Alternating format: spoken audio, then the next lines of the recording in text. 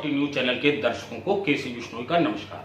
खरी कसौटी में आज हम आपको दिखाएंगे कि पूरा देश श्री कृष्ण जन्माष्टमी हर्षोल्लास के साथ मना रहा है। इस पर हमारी रिपोर्ट होगी।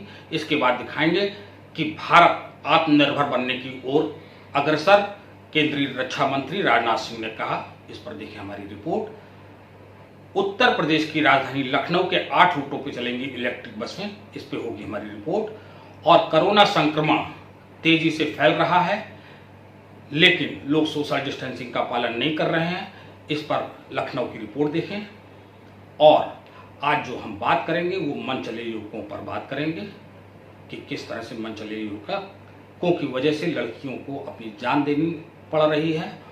लेकिन इससे पहले अखबार की खबरें और आज की सुर्खियां। प्रधानमंत्री नरेंद्र मोदी ने कोरोना प्रभावित राज्यों के मुख्यमंत्रियों से की बात।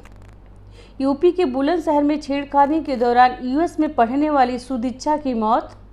उत्तराखंड में भारी बारिश के कारण बह गए घर, 5 दिन के लिए रेड अलर्ट जारी। कांग्रेस में सचिन पायलट की वापसी, गहलोत रहेंगे सीएम लेकिन सचिन को मिलेगा सम्मान।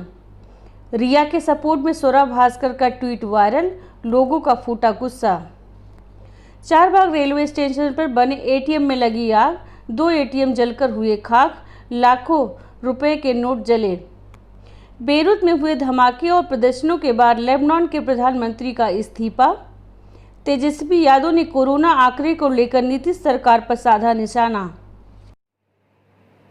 पूरा देश हर्षोल्लास के साथ श्री कृष्ण जन्माष्टमी मना रहा है। इस पर देखिए। श्री कृष्ण जन्माष्टमी का त्योहार हिंदुओं के लिए बहुत ही उत्साह भरा पर्व है। जन्माष्टमी को कृष्ण के जन्मोत्सव के रूप में मनाया जाता है। पौराणिक ग्रंथों के अनुसार भगवान विष्णु ने इस धरती को पापियों के अत्याचार से मुक्त कराने के लिए भगवान श्री कृष्ण के रूप में अवतार लिया था। कृष्ण ने माता देवकी की कोख से इस धरती पर अत्याचारी कंस मामा का वध करने के लिए मथुरा में जन्म लिया था। भगवान श्री कृष्ण का जन्म भाद्रपद माह की कृष्ण पक्ष की अष्टमी को रोहिणी नक्षत्र में हुआ था और इनका पालन यशोदा माता ने किया था। इसीलिए इस दिन को कृष्ण जन्माष्टमी के रूप में मनाते हैं। इस साल कृष्ण जन्माष्टमी का त्यौहार 11 व 12 अगस्त को मनाया जाएगा। ऐसे में मथुरा में जन्माष्टमी 12 अगस्त को मनाई जा रही है। वहीं नंदलाल के गांव ब्रज में 11 अगस्त को धूमधाम से जन्माष्टमी का त्यौहार मनाया जा रहा है। देश के सभी राज्यों में इस त्यौहार को अलग अलग तरीके से मनाया जाता है। इस दिन बच्चों से लेकर बूढ़ों तक सभी अपने आराध्य के जन्म की खुशी में दिन भर व्रत रखते हैं और कृष्ण की महिमा का गुणगान करते हैं। कृष्ण के जन्मोत्सव को जहां साधु संत अपने तरीके से मनाते हैं, वहीं आम जनता इसको दूसरी तरह से मनाती है। जगह जगह पर झांकियां सजाई जाती हैं, तो महाराष्ट्र में दही हांडी के खेल का आयोजन किया जाता है। लेकिन हर साल की तरह इस बार कोरोना वायरस के चलते मंदिरों में पहले जैसी रौनक नहीं दिखाई दे रही है। लेकिन लोग घरों में खास अंदाज में कृष्ण जन्मोत्सव का त्यौहार मना रहे हैं। अपनी सहयोगी निशा के साथ मैं सरोज त्रिवेदी, खरी कसौटी से। भारत आत्मनिर्भर बनेगा, केंद्रीय रक्षा मंत्री राजनाथ सिंह ने कहा। केंद्र सरकार की तरफ से आत्मनिर्भर भारत के लिए लगातार कई फैसले लिए जा रहे हैं। रविवार को रक्षा मंत्रालय ने भी 101 हथियारों को देश में बनाने का फैसला किया है। रक्षा मंत्री राजनाथ सिंह ने रविवार को घोषणा की कि आत्मनिर्भर भारत पहल के तहत देश में रक्षा वस्तुओं का उत्पादन बढ़ाने के लिए 101 उपकरणों के आयात पर रोक लगाई जाएगी। रक्षा मंत्री राजनाथ सिंह ने ट्वीट किया कि रक्षा मंत्रालय आत्मनिर्भर भारत पहल को आगे बढ़ाने के लिए अब बड़े कदम उठाने को तैयार है। क्रूज मिसाइल से लेकर हल्के युद्धक हेलीकॉप्टर, राइफल, आर्टिलरी गन से लेकर ट्रांसपोर्ट एयरक्राफ्ट तक का निर्माण देश में ही किया जाएगा।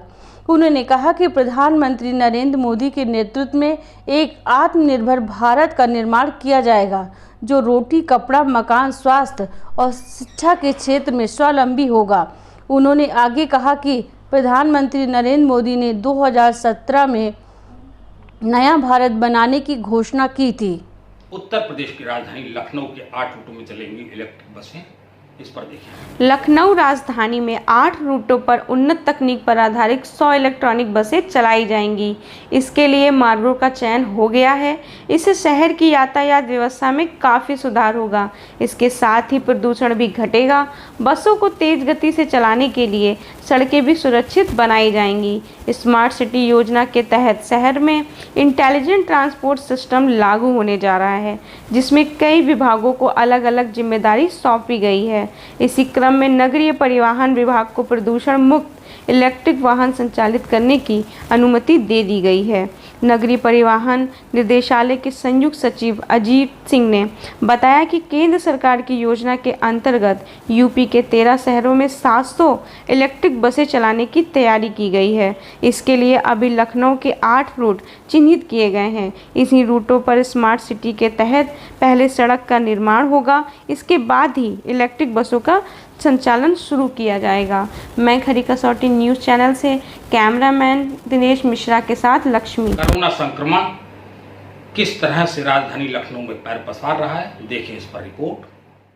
लखनऊ राजधानी में कोरोना ने 5 और मरीजों की जान ले ली है। सोमवार को 629 लोगों में वायरस की पुष्टि हुई है। लखनऊ में कोरोना वायरस के मरीजों का कुल आंकड़ा 13,351 हो गया है, जबकि 238 मरीज डिस्चार्ज हो चुके हैं और घर लौटने वालों की कुल संख्या 6,337 हो गई है। ट्रांस गोमती नगर के घनी आबादी वाले इलाके अलीगंज में 23 और हुसैनगंज में 21 संक्रमित मिले हैं। वहीं इंदिरा नगर में 18 लोग पॉजिटिव मिले हैं। इंदिरा नगर में अब तक 350 संक्रमित मरीज मिल चुके हैं। ठाकुरगंज में 12 पॉजिटिव मिले हैं। होम आइसोलेशन में रहने वालों की स्वास्थ्य संबंधी समस्याएं दूर करने को हेलो डॉक्टर की सेवाएं फिर से शुरू कर दी गई हैं। इसमें एलोपैथिक, आयुर्वेदिक, यूनानी डॉक्टर होम निःशुल्क परामर्श देंगे। सोमवार को स्मार्ट सिटी कार्यालय में आयोजित बैठक में डीएम अभिषेक प्रकाश ने यह जानकारी दी है। साथ ही निर्देश दिया है कि 3 से अधिक मल्टी स्टोरी रेजिडेंशियल सोसाइटी में होम आइसोलेशन तथा प्रोटोकॉल की निगरानी एलडीए की ओर से एजेंसी वेलफेयर एसोसिएशन एवं निगरानी समिति की सहायता से की जाएगी। यह भी कहा है कि एनसीसी जवानों को भी लगाया जाएगा। जिस भी व्यक्ति को प्राथमिक लक्षण दिखाई देगा उसे 14 दिन के लिए होम आइसोलेशन किया जाएगा। मैं खरी कसौटी न्यूज़ चैनल से कैमरामैन रवि के साथ लक्ष्मी। अब समय आ गया है चर्चा करने का। हम आपको बताना चाहेंगे कि कल की घटना है। सुदीक्षा नाम की लड़की थी जो बुलंदशहर की लड़की थी और बुलंदशहर का गौरव थी। इंटर में बुलंदशहर उसने टॉप किया था यूपी बोर्ड में और उसके बाद उसको अमेरिका में 3 करोड़ 80 लाख का पैकेज मिला हुआ था। वहाँ से रिसर्च कर रही थी और उसकी वो 20 अगस्त को जाने वाली थी। लेकिन इसी बीच वो अपने मामा के घर गई थी। मामा के साथ मोटरसाइकिल से वो बुलंदशहर आ रही थी कि मनचले युवकों ने छेड़छाड़ वहीं से चालू कर दी और रास्ते में छेड़छाड़ के आलम से बचते बचाते वो चले आ रहे थे, लेकिन उसकी टक्कर लगी और टक्कर लगने से वो वहीं मोटरसाइकिल से गिर गए और गिरने के बाद लड़की एट द स्पॉट मर गई। ये एक बहुत बड़ी घटना है उत्तर प्रदेश के लिए। और इससे बड़ी घटना थी कि उत्तर प्रदेश में मनचले युवकों ने गाजियाबाद में एक लड़की को छेड़ा। वो लड़की विक्रम जोशी पत्रकार थे, उनकी भतीजी थी और उन्होंने विक्रम जोशी ने पुलिस से शिकायत की। पुलिस ने उसको कोई कार्रवाई नहीं की और उसका नतीजा ये हुआ कि बदमाशों ने कि कैसे तुमने हमारी शिकायत की, इस पर उनको पीटा और मारा और मारने के बाद 2 दिन बाद उनकी मौत हो गई। जो गुंडे हैं, जो बदमाश हैं, जो मवाली हैं, जो मनचले हैं, उनका इतना ज़्यादा आतंक बढ़ा हुआ है कि अगर हम कहें कि हर शहर में ये घटना रोज़ देखने को मिलेगी। बस बात ये है कि लड़कियां अपनी इज्जत की खातिर ये बात ना तो माँ बाप को बताती हैं ना पुलिस को कहती हैं। जबकि अखिलेश सरकार ने 1090 वुमेन हेल्पलाइन चालू की थी और इसमें कई शिकायतें आई, पुलिस ने मदद भी की। लेकिन लड़कियों को लगता है कि जब वो अपने घर से चलती हैं, अपने ऑफिस के लिए चलती हैं, तो एक टेम्पो में बैठती हैं, फिर वो रिक्शे में बैठती हैं, फिर वो सवारी बदलती हैं, तो उनको इस तरह की रोज़ जिल्लत का सामना करना पड़ता है, रोज इस तरह की छेड़छाड़ का सामना करना पड़ता है। अगर वो रोज जवाब दे या रोज पुलिस में कंप्लेन करे तो पुलिस भी हट जाएगी और पुलिस भी कहेगी भाई कहाँ तक तुम ठीक से रहा करो। अगर किसी की लड़की भाग जाती है तो वो रिपोर्ट लिखाने जाता है तो पुलिस कहती है कि अपनी लड़की को संभाल के नहीं रख पाए, अब हम क्या करें। तो पुलिस किस तरह से लोगों को जलील करती है और उत्तर प्रदेश में ये आलम चरम सीमा पर है। मुख्यमंत्री जी, अगर आप हमारी बात को सुन रहे हैं या हमारी बात को सुने तो निश्चित पुलिस का जो भय होना चाहिए उत्तर प्रदेश में वो भय बिल्कुल खत्म हो गया है, क्योंकि बिन भय प्रीत न हुई गुसाई तुलसीदास में कहा गया है।